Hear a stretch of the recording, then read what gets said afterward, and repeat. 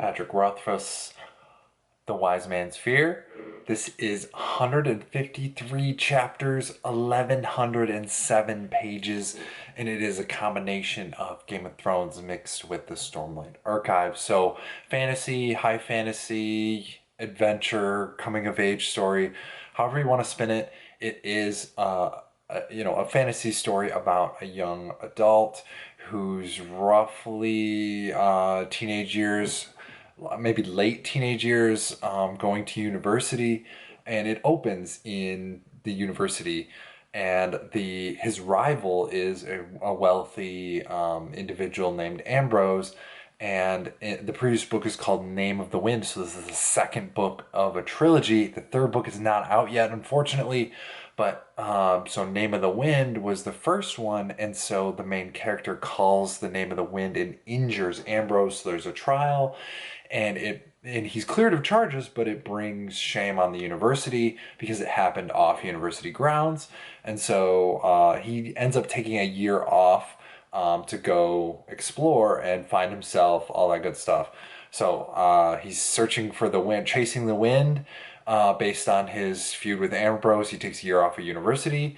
But really, what it all comes down to is he's a performer. Growing up, he was with a traveling troupe when his family got murdered, and all those events led to him coming to university. And he's always been a performer, a singer. He grew up in a traveling troupe that went from city to city. And so they had a patron. They had somebody who sponsored them, and in return, they wore his colors and performed at the patron's home for a few weeks out of the year. The main character's been looking for a patron, and his love interest, Denna, has got one, and he's not a fan of her patron, but he's looking for one himself and ends up can't find anyone around because his rival Ambrose, who's wealthy, has like poisoned the water hole and like talked to everybody and said like, hey, you don't want to become a patron for this guy. So he goes and search elsewhere, and he has an acquaintance who would have been his patron had he not already had 4 or 5 individuals that he was sponsoring. So anyways, he goes off to Vint, which is one of the 4 corners, so farther away.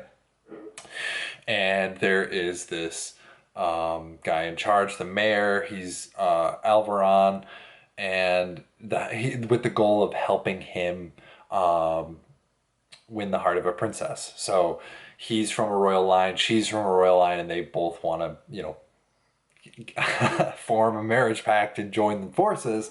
But, this older guy's having trouble, and so he requests help, and the main character goes to help, write some songs and stuff. But during this, he's in the court of this king or whatever, and he finds out that the king is ill and that he's actually being poisoned by lead, and so he helps figure that out and comes into good graces and good favor with the court.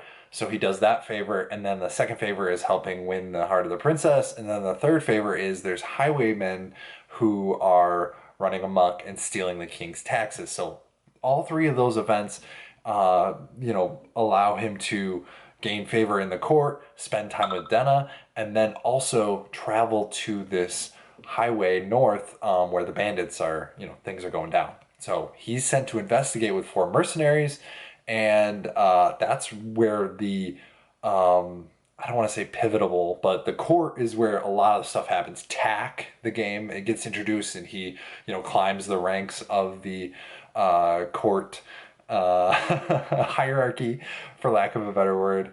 And so he goes off to the Eld, the Forest of Eld, and they talk about it being a hole in the map, like off the map. This is kind of like uncharted territory. It's just a thick forest. So he learns survival skills and like tracking skills. So they're tracking these bandits who keep stealing the king's money.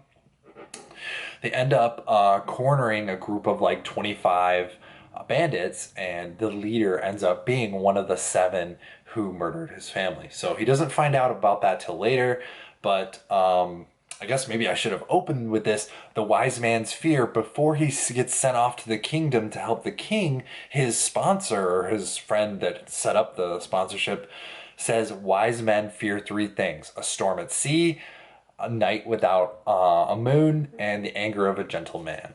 So on his way to the kingdom, he gets, there's a storm at sea.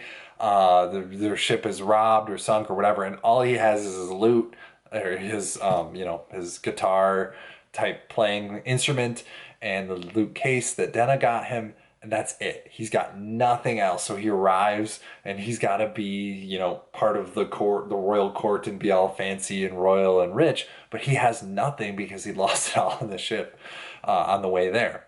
So in the forest, that's the night without a moon. So they took out the bandits, and they're on their way back. And they, there's a night without a moon, and the bandits had a map, so they followed the map with a shortcut to the latest town instead of backtracking a few days. And they come across this nymph fairy person. Florian is the best I can do with the name.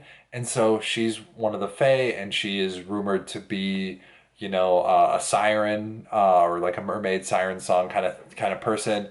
And so the main character, runs off after her and has adventures in the Fae land, and then after that comes back to he learns some stuff about his future and about Denna and all that stuff.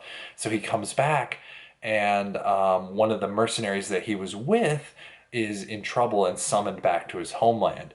They don't speak much, but they have intricate hand movements that accompany their language, and so he's summoned for training the main character in the ways of the Adem mercenaries. So he is like, hey, I can't leave this newfound friend to suffer.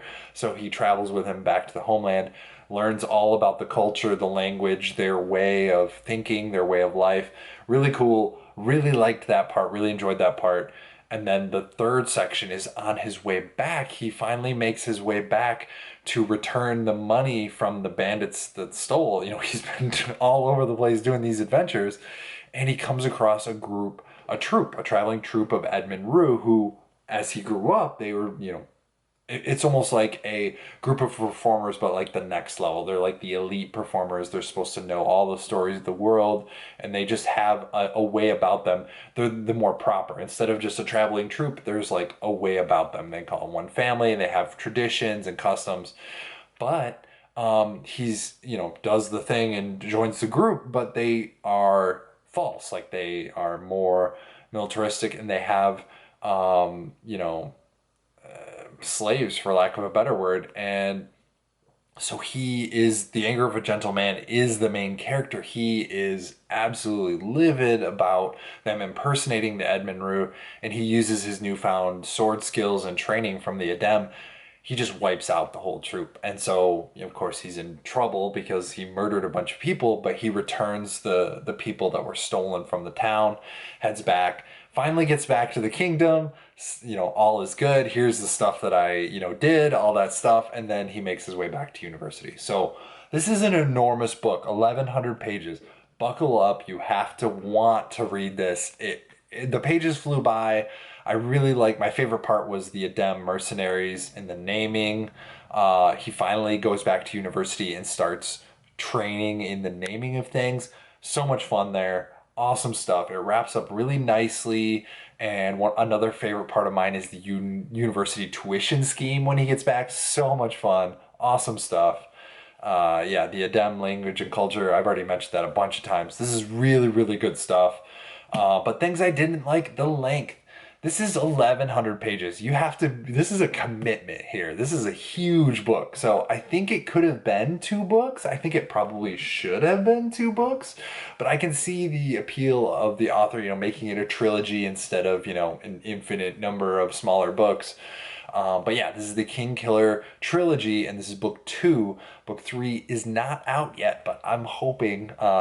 This came out in 2011. It is now 2023, so people have been hoping for a while. Hopefully, I'm not hoping for too long. But anyways, another thing I disliked, there was a lot of questions from both the first and the second book. It's almost like a mystery unraveling, right? We are only partway through. There's a lot of setup, and I'm just really want some closure on some of those questions that I have. So some quotes that I like: sooner begun, sooner done. That's from the main character's father. The Wise Man's Fear, I already went over those three. And the last one is Control. So when he's with the Addendum mercenaries, he learns about, how to fight and, the stuff like that. Um, what is the purpose of Sleeping Bear? It's a fighting move. Control. The point of all this is control. First, you must have control of yourself, then you gain control of your surroundings, and then you gain control of whoever stands against you. This is the way. So, yeah, he learns that, fighting isn't just swinging a sword and stuff. There is self-control and different, factors that he learns about. So, great book, lots of fun. It didn't quite have the same magic as the original, like when it introduced the world and sympathy and all that good stuff. There's a lot of really creative, unique things that happen here, really cool adventures, but it just didn't have that same spark, that wild sense of adventure that the first one did. So, really looking forward to the third one. Hope it comes out soon. Hope it recaptures the first part. It's just such a great story, and it's a wonderful adventure. This author literally has just this series, these two books, and it's just wonderful. Based on his own experiences in university, he just studied everything. He didn't pick one subject; he just studied everything. So, yeah, great author, great book, absolutely worth your time. But it is a long one. So, as always, remember to buy your books used or digital.